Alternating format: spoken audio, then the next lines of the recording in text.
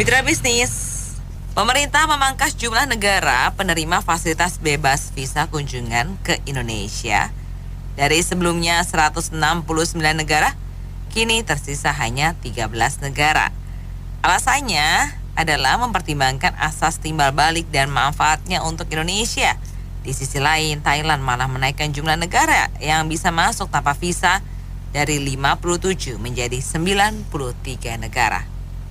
Apa komentar Anda, mitra bisnis, mengenai keputusan pemerintah Indonesia dalam mengurangi jumlah negara yang mendapat fasilitas bebas visa kunjungan ke Indonesia? Melempem aja nih kalau begini caranya. Jadi susah kita mencari duit. Karena apa? Thailand lebih menggeber pariwisatanya. Nanti kalah lagi dengan yang lain. Jadi apa maksudnya itu kok mempertimbangkan seperti itu? Itu justru kita membuka lebar sebetulnya pariwisata ini. Karena apa? Dengan cara begitu kita bisa mendapatkan turis-turis asing, turis mancanegara lebih banyak. Kalau begini ceritanya ya kita makin ditinggalkan oleh turis asing. Ya, menurut saya ini kebijakan yang sangat bagus dan harus didukung. Karena kita sebagai negara yang memang sudah terbukti indah dan memang cukup banyak jadi tujuan wisata, nggak usah khawatir bersaing. Yang penting mendingan mendapatkan turis yang berkualitas, jangan turis-turis malah yang ibaratnya justru jadi membuat masalah di negara kita. Kita asalnya memang resiprokal aja seperti itu.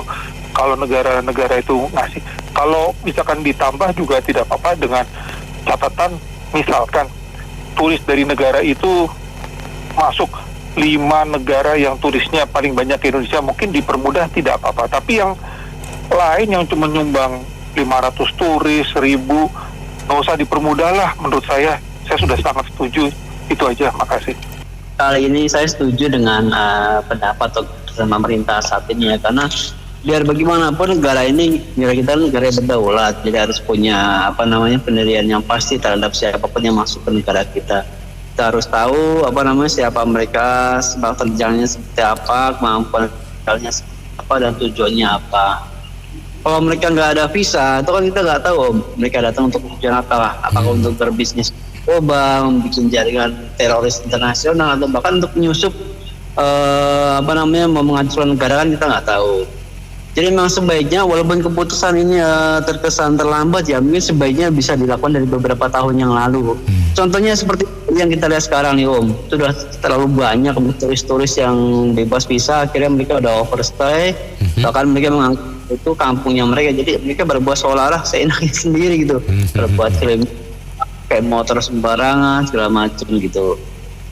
Jadi mungkin ke depannya mungkin lebih diseleksi lagi, jangan cuma 13, mungkin beberapa aja lah yang terlalu banyak gitu, mungkin antara 7-8 ideal aja lah. Oke. Ya, komentar saya cuman aya wae gawe. Gini ya, Singapura itu kan hidupnya dari pariwisata, dari event dan yang lain-lain. Pariwisata itu sih sebenarnya kalau menurut saya sih, kita berkunjung ke Singapura tuh kayak berkunjung ke, tapi mereka bisa hidup. Kenapa? Hukumnya beres, kondisi negaranya bersih, ya kan, nyaman gitu ya. Nah, sekarang bandingin dengan Indonesia. Misalnya contoh yang paling top aja di dunia, Bali. Bali itu sebenarnya tempat turis yang top termasuk. Betul. Nah, terus keindahannya dan sebagainya. Tapi kenapa Pak Jokowi melarang visa diturunkan drastis ya, dari 100 sekian menjadi cuman sekian puluh gitu ya? Pasti ada alasannya. Kenapa? Bisa nggak kita bayangin, andai kata saja hukum kita itu benar dan para kepala negara itu benar seperti di China gitu, berlomba-lomba memajukan daerahnya, pasti negara kita itu makmur untuk pariwisata saja udah makmur, lupain tentang SDA, ya kan? Nah, apalagi kalau ditambah SDA, kita tambah kaya lagi sebenarnya. Kenapa saya katakan gitu? Bali itu contoh yang paling mudah. Bali itu sekarang sudah jadi kota sampah, nggak tahu pulau sampah atau apa, nggak ngerti. Yang jelas masyarakatnya saja sudah menolak untuk kedatangan turis, Bung Anto. Jadi masyarakatnya itu udah jengkel ngeliatin turis yang nggak beres-beres. Kenapa bisa turis nggak beres-beres masuk semua? Karena hukum kita, law enforcement kita itu nggak berjalan dengan benar di dalam hal apapun. Jadi bukan tentang korupsi aja semuanya. Nah, kalau baca komen-komennya orang-orang di Bali, masyarakat di Bali, mereka tuh marah-marah tentang bea cukai, yang imigrasinya yang bener dong, bla bla bla, pokoknya maki-maki imigrasi kayak gitu-gitu, disalahin juga imigrasinya. Siapa yang ngelihat kayak gitu? Terus kepala daerahnya itu ada gubernur, ada bupati, ada wali kota, ada camat, lurah kayak gitu, itu ngapain? Terus siapa yang ngasih izin porak-poranda seperti itu? Terus sampah-sampah itu juga seperti itu siapa yang ngurusin? Kok kenapa kepala daerahnya pada diam? Ya kan? Dan sebenarnya saya kira Pak Jokowi itu udah mengevaluasi karena peraturan ini sudah dibuat sejak tahun 2023 bulan Juni, dikeluarkan oleh Yasona Laule. Jadi artinya ya udah diseleksi atau udah dievaluasi. Kalau memang menguntungkan, nggak bakal Pak Jokowi gila mau-maunya dari 169 atau berapa itu turun cuman menjadi 10 atau 15, kan nggak mungkin punya kan. Tapi kalau negara kita diobral seperti kayak negara kita ini tempat pembuangan sampah, ya nggak lucu kan. Arti saya, kalau turis yang datang ternyata hanya memanfaatkan kelemahan kita, terus sampah-sampah yang masuk, apa artinya? Mending tidak lah. Ini balik lagi, kenapa China bisa sukses? Karena pemerintah daerahnya cooperate. Kenapa? Karena mereka mengerti bagaimana cara memajukan ekonominya. Kalau saya punya pendapat ya, mungkin ada dua sisi. Ya gak? Satu sisi mungkin kita punya segala fasilitas tidak menunjang, mereka nggak datang. Kenapa? Contoh Benny, kalau kamu kan udah biasa ke puncak, kan puncak nggak ada apa-apa kan, capek ya nggak usah dah. Betul. Ya udah macet, udah gitu, nggak ada apa yang lebih kita bisa menikmati kelebihan kita apa, nggak ada kan. Nah, satu. Kedua, mungkin kita punya masalah, ya gak? Mereka nggak mau gitu. Apa istilahnya? Ya problem kita lah. Nanti kenapa? Orang beli bisa istilahnya kayak di sini kemarin ya, mesti dulu kan ada pertama kan baru itu Bali mau bikin turis halal. Nah kan pertama kan itu kan udah nggak masuk akal, ya nggak?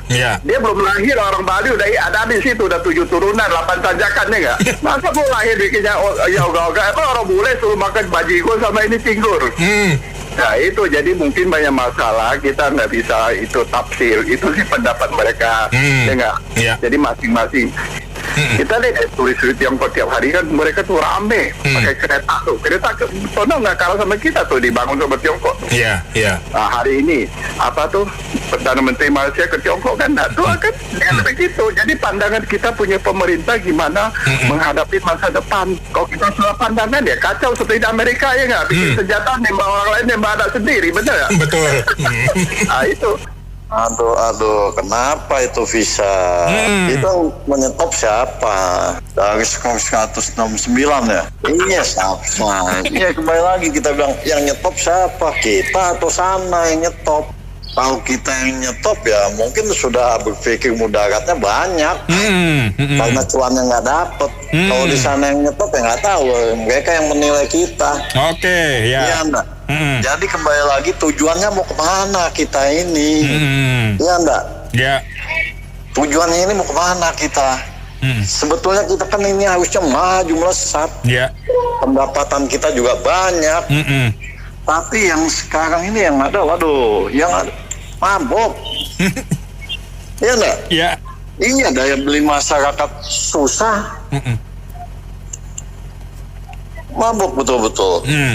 Pendapatan negara juga susah. Utang juga susah. Ya enggak? Ya. Rakyat diberdayakan. Rakyat diberdayakan dalam arti kata apa? Dipajakin segala hal. Semuanya pendapatan buat menambah pendapatan negara kita ini. Ya kalau rakyat yang ngikutin saja udah kebijakan mereka. Ya itulah kembali lagi saya bilang ini segelintir manusia mengelola, tapi ratusan juta rakyat Indonesia yang terbengkalai kesejahteraannya. Di bawah garis kemiskinan ini banyak turun. Ya enggak? Kasihan founding father kita. Saya berulang kali saya bilang, kasihan founding father kita melihatnya. Ya enggak? Ya. Mereka itu waktu perjuangkan istana saja itu, mereka tidak hitung-hitungan uang saya dapat berapa, jabatan saya dapat apa. Yang mereka korbankan adalah segala-galanya, nyawanya. Ya mungkin salah satunya kakek saya juga salah satunya. Itu mereka tidak berhitung segala-galanya. Ya. Dan berkorban istana itu masih berharga bukan mereka, bukan berharga. Sampai kemarin juga masih berharga istana itu. Karena kita belum mampu. Daya beli masyarakat kita juga belum mampu sampai detik ini. Dipaksakan negara ini, ya jadinya kayak beginilah. Ya nggak? Mau bergaya-gaya, bagus kita mau bergaya-gaya dengan istana kita buat sendiri. Tapi lihat kemampuan kita dulu. Kalau kemampuan kita sudah baik, mumpuni, lanjutkan. Kita mau mendirikan rumah saja, kita berpikir ulang. Uang dari mana saya dapat? Siapa yang mau ngasih pinjaman saya? Ya kalau yang idealis kita nggak akan berhutang untuk membangun sebuah rumah. Kalau kita idealis ini. Tapi kalau kita berpikir kayak begini, aduh, ya saya berharap nanti ke depan mudah-mudahan kepemimpinan yang baru ini Pak Prabowo. Dia seorang militer, bapaknya seorang pegawai ekonomi. Ya enggak? Ya. Membawa Indonesia melesat maju. Amin, amin Pak. Yang di belakang-belakang ini yang membawa ke jurang diajukan ke meja hijau oleh Pak Prabowo. Didukung dengan aparat yang baik-baik, katanya yang berpotensi. Basicnya ada kata Pak Prabowo sekarang ini. Alhamdulillah kita doakan Indonesia ini biar melesat. Amin Pak, amin. Ya. Menurut ya nggak apa-apa dong, masa sampai Prabowo segala. Jadi itu ya bener aja, nggak masalah kan, kita kan udah kaya raya, udah nggak perlu turis-turis asing datang ke sini, duit udah banyak, udah melimpah ruah, IKN udah selesai, jadi nggak perlu turis-turis lah, turis lokal aja udah cukup. Jadi pemasukan ya udah nggak ngambilin turis lagi. Kalau perlu Menteri Pariwisata ya nggak usah diadakan lagi. Gitu kan? Orang kaya lain dong. Kasihan deh.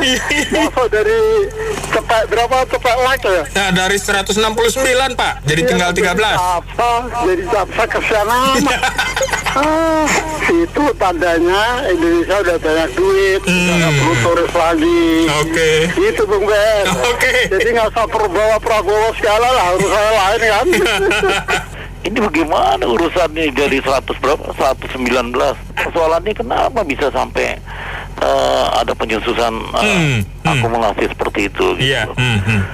Maksimal kan secara global harusnya bertambah ya, bukan malah berkurang tolak ukurnya gitu. Jadi kalau menjadi suatu kebanggaan, saya pikir ini pemikiran yang sempit ini. Iya kan? Bu Beni punya skala aset bawahnya rumah 5 gitu, tiba-tiba jadi 2 gimana, atau jadi 1 Pak. Itu istilahnya kan penyusutan, akumulasi Pak. Jadi harusnya diperhatikan dong ke depannya gimana kalau begini terus, orang udah nggak respect dengan pariwisata dong. Iya kan? Padahal Indonesia pariwisatanya apa yang nggak kenal, Pak? Iya kan?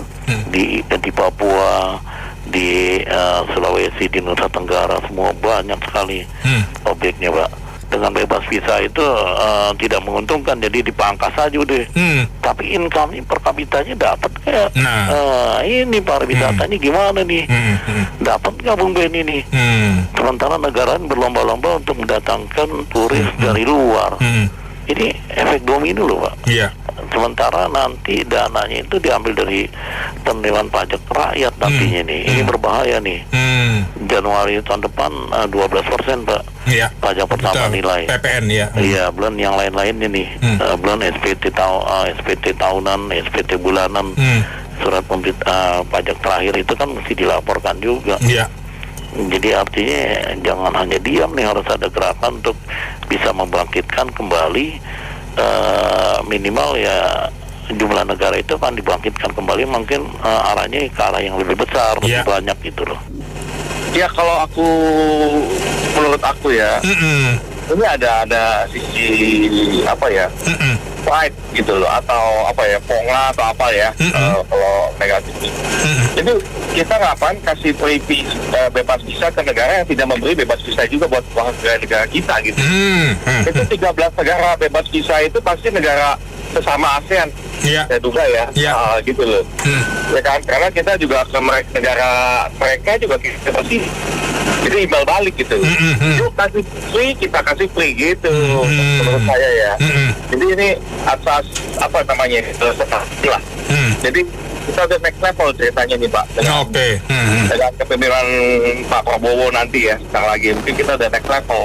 Kita lihat aja nanti imbasnya gimana nih kepada ekonomi pariwisata kita gitu ya. Kita belum tahu, tidak bisa terkata, karena emang kalau terus mau datang mah datang aja, mau bebas visa pun akan datang gitu. Cuma visa cuma berapa gitu loh. Maksud saya ya, kalau emang dia mau ke Bali, dia datang bayar aja $30 misalnya ya, ya itu pemasukan juga kan untuk negara, dan lain-lain gitu loh. Itu aja.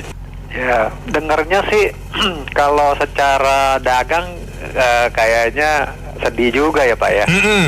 Dari 160-an tinggal 13. Tapi begini, saya melihatnya nih ada beberapa hal ya. Pertama mungkin mereka yang tadinya ada timbal balik free visa sekarang enggak, mungkin karena dia lihat di pemerintah kita, masyarakat kita ini kelihatannya belum sepenuhnya siap. Ya contoh, kalau kita di Bali kan nyaman tuh, kemana-mana. Saya baru awal September lalu ke Bali, itu saya nginep di satu hotel, itu mayoritas yang nginep bule Aussie, malah orang Indonesianya tuh jarang, sedikit. Ada beberapa orang Korea gitu ya. Nah, mereka nyaman di Bali. Mungkin karena masyarakatnya memang udah biasa gitu ya. Jadi toleransinya bagus. Nah, kalau daerah-daerah lain saya kurang tahu apakah bisa sama seperti Bali. Nah, jadi karena masyarakat luar negeri ini cuman lihat itu, yang lain enggak. Nah, jadi akhirnya mungkin dia batasi yang berkunjung ke Indonesia. Mungkin hal kedua juga bisa juga dengan adanya free visa begitu, ada toh visa on arrival begitu, uang-uangnya ini bukan masuk ke kas negara, masuk banyak ke kantong pejabat, oknum. Jadi misalnya satu hari ada 100 nih turis yang masuk ke Jakarta. Biasa kan suka ke Jakarta dulu kan. Nah, mungkin yang 100 itu yang masuk cuma 30. Ini nggak seimbang gitu kan. Kan kalau visa on arrival kan mungkin bisa 1 bulan, 2 minggu, 3 minggu ya. Nah, melihatnya begitu memang kita lihat nih ujung-ujungnya memang oknum pejabat kita nih banyak yang nggak sehat lah, tidak punya integritas. Padahal kalau kita tahu nih Pak, travel itu, pariwisata itu begitu dahsyat efek dominonya. Dari hotel, dari mobil yang disewa, taksi, restoran, kafe-kafe, itu semua hidup, Pak. Itu sampai kalau Pak Beni tahu ya, pemerintah China itu luar biasa pinternya. Sampai dia berani subsidi, Pak. Kalau kita jalan-jalan ke China, kalau Pak Beni tahu, misalnya di bulan Juni tempo hari saya ke Macau ya. Itu jalan cuma 4 malam. Cuman bayar cuma berapa nggak sampai 7 juta, Pak. Nggak percaya kan? Satu orang, Pak, 4 malam tuh cuman ada dari 4 malam cuma 1 hari yang makan siangnya bayar sendiri. Oh gitu, wiset. Makan siang dan makan malam kalau nggak salah. Yang lainnya semua free, Pak. Hotelnya juga bagus. Cuman memang dia wajibkan kamu harus kunjungi beberapa tempat usaha dari pemerintah. Misalnya jual-jual obat ya, pakaian atau apa. Kamu wajib kunjungan. Ada wajib kunjungan. Ya, 2 jam. Ya kamu nggak beli juga nggak apa-apa. Cuma maksud saya begini, mereka berani seperti begitu karena dia tahu, Pak, efek dominonya itu orang jajan sini, jajan sana, belanja ini, belanja itu jauh lebih besar akhirnya keluarnya. Nah itu hebatnya, dan hebatnya juga masyarakat di sana juga memang udah tahu gitu bahwa masyarakat wisatawan itu banyak duit gitu loh. Mereka jadi juga welcome. Nah makanya sekarang kita lagi gencar-gencarnya masalah pendidikan. Itu juga salah satu pendidikan harus dibenahi. Gitu loh. Nah ini semua ada efeknya, Pak. Makanya saya bilang sayang banget ya. Ya mudah-mudahan dengan naiknya Pak Prabowo ada perubahan lah, Pak. Iya, saya ingin mengomentari negara lain itu udah memberikan bebas visa lebih banyak, sementara kita mau mengurangi. Saya yang khawatir Bali itu akan sepi pengunjung, lama-lama minta merdeka. Itu aja. Ya baik, terima kasih. Saya kalau menyangkut hal ini sangat setuju dengan asas timbal balik itu, ya.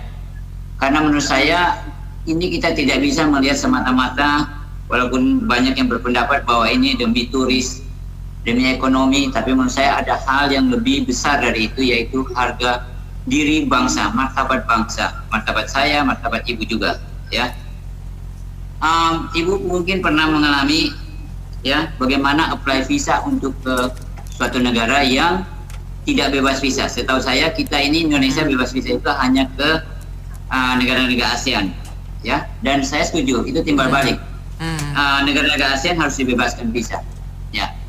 Kita ke sana diminta untuk apply visa dan semua dokumen pendukungnya untuk layak tidaknya kita diberikan visa, benar? Betul. Nah, untuk apa? Untuk negara itu memastikan bahwa yang pergi ke sana itu adalah orang Indonesia yang mampu secara ekonomi, tidak akan yang merugikan mereka, misalnya mencari pekerjaan dan lain-lain, gitu kan? Nah, saya rasa prinsip yang dilaksanakan oleh negara-negara itu juga harus dilaksanakan oleh kita. Jadi saya sangat setuju siapapun yang masuk sini kecuali negara ASEAN, ya, asas timbal balik menurut saya. Itu asas keadilan. Bagi yang tidak memperlakukan kita seperti itu bebas visa, kita juga tidak boleh, ya, tidak boleh. Jadi mereka itu masuk ke sini harus diseleksi dulu, yaitu melalui apply visa kita. Gitu. Bahkan visa on arrival, saya nggak tahu nih. Yang dikatakan tidak bebas visa artinya sekarang itu harus masuk dan membayar visa on arrival. Itu saya sangat tidak setuju visa on arrival itu. Visa on arrival itu sebenarnya ada pelecehan terhadap bangsa Indonesia. Mereka datang ke sini, sudah sampai di wilayah kita, yaitu namanya airport, tinggal membayar saja sesuai dengan yang dikenakan, kemudian masuk. Nah, kalau begini Indonesia hanya menjual martabatnya demi uang. Ya, demi uang. Nah, makanya saya minta bukan visa on arrival, itu benar seperti yang dilakukan oleh negara-negara yang meminta kita untuk apply visa. Nah, kita sudah lihat ya, bagaimana karena pemikiran kita yang sepihak yang hanya mencari-cari turis, bagaimana kita dilecehkan. Ya, kita semua udah tahu ya, di Bali itu. Kemudian bagaimana turis-turis yang datang sini yang memang tidak mampu di negara mereka dan bekerja di negara kita. Walaupun saya mengatakan itu ada bagian kesalahan dari kita, karena ujung-ujungnya korupsi, ya, tapi itu masalah lain. Ya, itu masalah lain dengan memperlakukan visa. Maka sekali lagi saya sangat mendukung dan itu harus diterapkan. Jadi saya juga setuju dengan pembatasan ini gitu ya. Jadi jangan semata-mata karena kita butuh turis gitu ya, lalu semua dibebaskan masuk, padahal kita tidak mensortir gitu, tidak menyortir gitu ya. Karena kan kita tahu kondisi beberapa negara di luar sono, Eropa gitu ya, yang lagi tanda kutip krisis gitu, sehingga banyak orangnya yang lebih baik datang ke Indonesia, tinggal di Bali karena murah, usaha-usaha di Bali segala macam gitu. Jadi ya udah sebagusnya gitu memang dibatasin gitu, karena sebetulnya wisata Indonesia tuh dengan turis lokal sendiri domestik tuh tidak kekurangan, Bu. Coba kita lihat setiap hari besar itu informasi macet di daerah wisata, macet di tol, itu kan tandanya sebetulnya wisata lokal itu berjalan gitu dengan wisatawan domestik itu. Jadi kita tidak harus mengandalkan wisatawan asing, juga sebetulnya wisata Indonesia itu hidup dengan catatan, Bu, pelaku wisata harus jujur, jauh dari pungli, karena begitu ada pungli itu orang kapok ke sono, Bu. Tapi begitu semuanya teratur, tertib, itu word of mouth, mulut ke mulut, orang dari luar pulau datang, pasti itu wisata lokal berjalan bergairah, Bu. Itu saja saya. Terima kasih. Iya, kita ini nggak tahu ya pola pikirnya gimana sih. Kalau zaman lagi susah, ekonomi lagi susah, lagi lesu, kasihlah itu orang lain masuk ke kita supaya jajan di sini, supaya ada pemasukan, ada perputaran. Jadi jangan dilarang. Ini malah patokannya karena resiprokal. Jadi artinya orang kita boleh ke sana tuh. Itu kan habis-habisan duit. Duit di sini yang sudah ditabung dijajanin di negara lain. Itu kan ya tanda kutip agak bodoh ya. Ya buka aja. Kalau kita lagi susah kan, kecuali kita nggak sanggup memprovide itu, nggak sanggup menjaga keamanan, misalnya kayak Rusia tuh yang Ukraina yang di Bali seringkali ulah tuh. Tapi kalau kita siap, no problem, kasih masuk aja. Kita lihat Thailand ya, Cina juga negaranya ekonominya gede, tapi juga dia buka visa. Walaupun Indonesia belum termasuk bebas visa ya, tapi banyak negara ASEAN dikasih bebas visa, itu mau masuk aja. Ada batasnya 3 bulan kalau nggak salah ya. Jadi model gitulah kita berjalan, agak kreatif lah, jangan cuma nggak tahu tuh pikirannya begitu. Padahal di dalam korupsi seabrek-abrek ya sedih lah. Jadi ini kebijakan yang emosional menurut penilaian saya. Dari mana saya menilainya itu? Dari 169 menjadi 13. Pernah mengajari matematika pada anaknya, lawannya kurang itu tambah, lawannya kali itu bagi, kalau lawannya akar kuadrat ya. Jadi kalau dikuadratkan, jadi 169 itu adalah 13 kuat. Jadi kalau dikurangi ya janganlah dari 169 kok jadi 13. Kira-kira 10 hari yang lalu anak saya baru ngurus visa, jadi bukan orang lain masuk. Ini anak saya mau keluar ke Korea, saya nggak tahu misinya apa sama kawannya. Tapi berangkatnya rencananya Desember. Jadi begini, ini kita ngambil determinasi ekstrimnya ada 2 ini. 1 dari pengusaha, 2 dari pemerintah. Kebijakan ini nggak mungkin dikeluarkan Ibu Menteri Luar Negeri Retno Marsudi, kan dia sudah direkrut sama PBB itu. Kenapa nggak mungkin dari dia? Ya karena ini ada unsur politisnya. Orang-orang yang dirugikan ya, para pemangku kepentingan yang dirugikan. 1, para pengusaha hotel, restoran, otomatis kan jadi berkurang. Iya. Tadi dari sisi pemerintah mungkin ada hubungannya dengan IKN, saya nggak tahu. Jadi IKN dijanjikan ada sekian investor ngantri mau masuk, karena tak kunjung ada yang masuk, nah emosi pemerintah. Makanya Pak Jansen benar ya, bagaimana pemimpinnya. Kalau pemimpinnya bodoh ya otomatis perusahaan negaranya sama. Perusahaan kalau dipimpin pemimpin bodoh ya tinggal tunggu waktu. Jadi nggak boleh memimpin negara emosional begini. Dari 169 kalaupun berkurang di 150 atau 100 lah misalnya, tentu ada alasan-alasan yang bukan dijadikan alibi tapi yang rasional. Tapi kalau ini emosional, ya lama sekali tanggal 20 Oktober, mudah-mudahan cepat berlalu. Kalau saya sih setuju. Jadi mungkin beda dengan yang lain karena pasti pemerintah punya pendapat alasan-alasan tertentu ya. Kemudian bebas visa itu bukan berarti tidak boleh masuk kan. Tetap boleh masuk tapi bayar. Benar. Jadi ada pagar-pagar yang harus dilalui. Seperti saya kalau mau keluar negeri saya harus ngurus visa juga harus bayar, sama saja seperti itu. Itu aja. Menurut saya sih ya mungkin tergantung pertimbangan pemerintah, tetapi mungkin yang perlu ditingkatkan itu kerja pejabat-pejabat itu dalam memantau turis-turis yang datang, kan ada batas waktunya supaya diperhatikan. Kemudian untuk yang kawin-kawin kontrak itu tujuannya untuk apa? Kalau untuk bisnis ya harusnya dimonitor oleh pemerintah juga.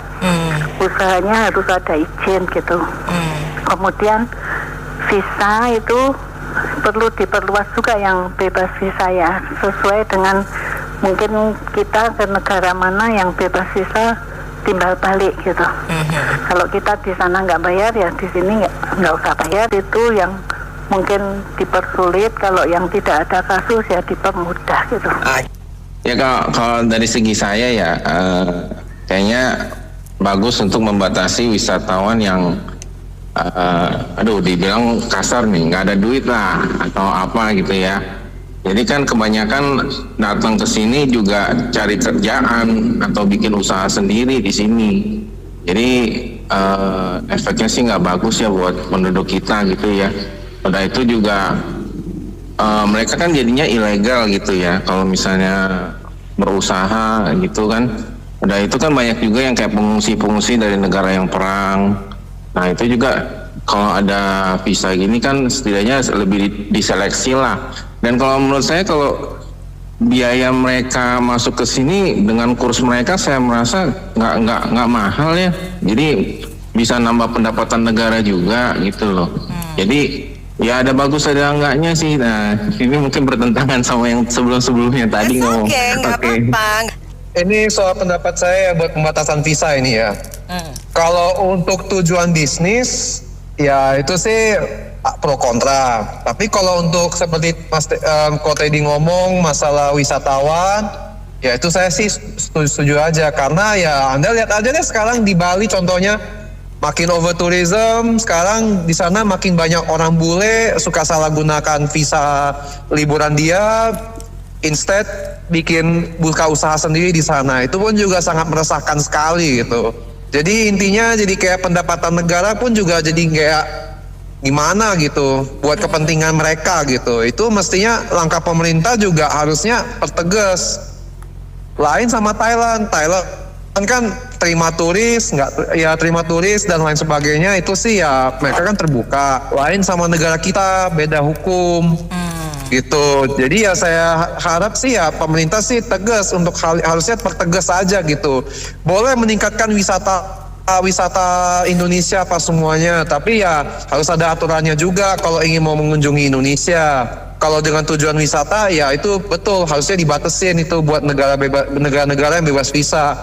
Kalau untuk tujuan bisnis ya itu sih ya tergantung lah dari pemerintahnya seperti apa prosedur mereka gitu. Ya, saya pikir visa ini bukan hanya masalah keuangan negara, tapi juga masalah keamanan ya.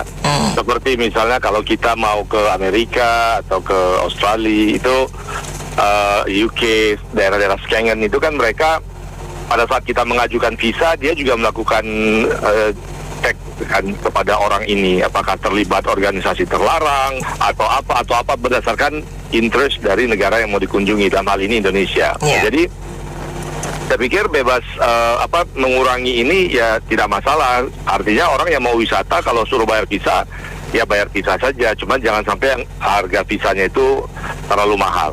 Namun yang juga harus dilakukan oleh imigrasi adalah seperti yang bapak-bapak sebelumnya bilang, bagaimana visa liburan itu disalahgunakan untuk bekerja di Indonesia. Bukan hanya di Bali, tapi di daerah Sudirman, CBD, Gajah Mada situ juga banyak itu orang-orang Asia Selatan atau orang Afrika atau orang dari negara Barat sekalipun yang datang liburan seminggu, setelah itu ngasih seminar, ngasih apa. Jadi bekerja di sini, mengambil jatah cari nafkahnya orang-orang Indonesia gitu. Begitu juga di kantor-kantor di Jalan Sudirman itu, apakah semua permit kerja mereka ini benar gitu? Karena kita khawatir kong kali kong antara oknum Depnaker dan oknum imigrasi itu bisa saja terjadi, yang misalnya overstay bekerja di Indonesia, overstay liburan di Indonesia. Nah ini juga mesti ditertibkan. Jadi sebelum ada tambahan peraturan baru, tapi yang permainan oknum-oknum imigrasi dan oknum tenaga kerja itu yang membuat lowongan kerja di Indonesia yang sudah susah menjadi lebih susah, ini juga harus dirapikan gitu. Jangan sampai nanti yang jual kebab, yang jual es krim semua dari orang luar negeri ya. Coba orang Indonesia boleh nggak kayak gitu di Korea atau di Amerika? Kan nggak boleh. Terima kasih. Kenapa ya keuangan negara lagi butuh uang, kok malah dari pihak Indonesia jual mahal? Saya pikir nih dari balas dendam nih ya. Jadi tapi kan jadi nggak sehat ya. Ibarat kata pemerintah kita yang dendam, tapi yang merugikan negara kita semua nih, rakyat-rakyat jadi rugi. Ya mestinya masuk devisa, ekonomi yang UKM pada dapat penghasilan ya, ini dibatasin, jual mahal, gara-gara yaitu suatu keputusan yang salah, yang gengsi-gengsian. Saya pikir nih negara-negara lain pada membatasi Indonesia ya karena gimana ya, itu persepsi negara luar tuh terhadap Indonesia tuh negatif loh. Ya ada demo, ada eksportir teroris segala macem. Itu kayak gitu. Jadi perlindungan hukum tidak ada, ya. Jadi yang mengakibatkan, waduh ini kalau gue masukin orang Indonesia malah jadi masalah nih, kayak gitu. Dan itu kan orang-orang negara-negara Barat kan intelnya banyak ya. Jadi informasinya nggak asal jeplak kayak seperti di sini.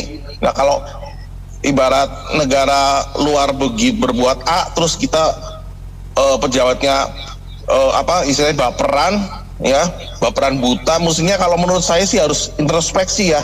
Kenapa tuh negara-negara yang lain pada istilahnya watch out ya, mesti hati-hati nih terhadap Indonesia. Kenapa? Harusnya kan dicari bibitnya nih, kenapa mereka ngambil keputusan pasti ada alasannya, bukan malah balas-balasan ya kayak kekanak-kanakan jadinya. Itu aja. Jadi saya pikir nih penjabatnya nih kekanak-kanakan. Makasih. Ya, salut buat Indonesia nih kayak gini ya. Jadi kita juga jangan mau dipersulit juga kalau kita bikin visa event ke Jepang, kayak Korea, negara-negara di Asia aja kita udah dipersulit juga, apalagi Eropa ya sekarang sudah mulai susah juga untuk paten visa itu sendiri. Jadi kita juga mesti selektif ya. Indonesia itu negara yang dilirik banyak di seluruh dunia, itu menjadi potensi yang sangat baik ya, baik alamnya, baik lingkungannya dan sebagainya, harga yang murah dan sebagainya. Jadi kalau buat pemerintah, kalau bisa malah justru memang dipersulit, dan kalau nggak ada joint force dengan kedua negara yang bersangkutan ya blok aja visanya, susah, dipersulit aja gitu. Jadi rasanya sih dengan pendapat yang pertama. Kalau kita mau orang datang, kita harus ramah tamah dan kita harus welcome gitu kan. Jangan dipersulit, kalau sulit makin susah devisa masuk devisa dong. Iya. Pertanyaan saya sebenarnya sih Mbak, satu itu Mbak Bu Mila masih bisa nggak dikontak ya? Saya belum dapat approval. Nanti cuma ini doang, saya juga bukan mau apa, pengen ngobrol aja sih, bukan diskusi, pengen konsul ya, nggak apa-apa, oke. Cuma belum dapat approval Bapak ya, nanti saya kasih tahu. Oke, baru balik dari Terima kasih ya. Kayaknya terlalu dipaksakan ya, masa dari 160 sampai cuman sekian yang bisa masuk. Siapa sih yang mau masuk sini? Orang mau invest aja udah takut, gimana kalau mau masuk lagi kalau udah diperketat gitu. Sebaiknya janganlah kalau menurut saya. Iya, kenapa malah mau masuk dipersulit, heran sekali. Ini bagaimana? Biar orang masuk kan kita dapat ininya juga kan, visanya. Devisa. Devisanya gitu. Saya pribadi sih sangat setuju ya dengan keputusan pemerintah kali ini ya, karena biar bagaimanapun kita memang nggak bisa memberi kebebasan bagi setiap orang atau setiap negara untuk masuk ke dalam negara. Apalagi setelah ditimbang-timbang dengan yang terdahulu bahwa kontribusi mereka itu nggak menguntungkan bagi rakyat kita atau bagi negara kita gitu Pak. Jadi memang udah saat batasi agar nggak terjadi seperti apa namanya, kan banyak tuh Mbak, seperti kayak teroris-teroris yang menyamar entah terjadi apa masuk ke NKRI, ternyata dia menyebarkan paham yang nggak bagus buat rakyat kita gitu. Akhirnya kan tercipta kerusuhan yang nanti jika dibiarkan maka bisa menimbulkan ketidakstabilan negara, keamanan di negara gitu Pak. Yang kedua ya juga memberi memberi proteksi juga bagi negara kita agar kedepannya itu lebih lebih memperhatikan ini Mbak kayak rahasia negara atau keamanan rahasia negara, karena kan sekarang banyak juga tuh orang-orang yang bekerja dari luar negeri, mereka bekerja di instansi-instansi penting yang mungkin salah satunya kayak bagian telekomunikasi atau televisi, itu kan termasuk salah satu yang krusial bagi negara kita Mbak. Takutnya informasi bocor ke negara lain Mbak. Jadi mungkin akan lebih baik untuk di berikutnya diketatkan lagi. Gitu aja Mbak, terima kasih. Baik, mitra bisnis, terima kasih banyak atas partisipasi yang kami sudahi dulu, dan saya Anita Wijaya.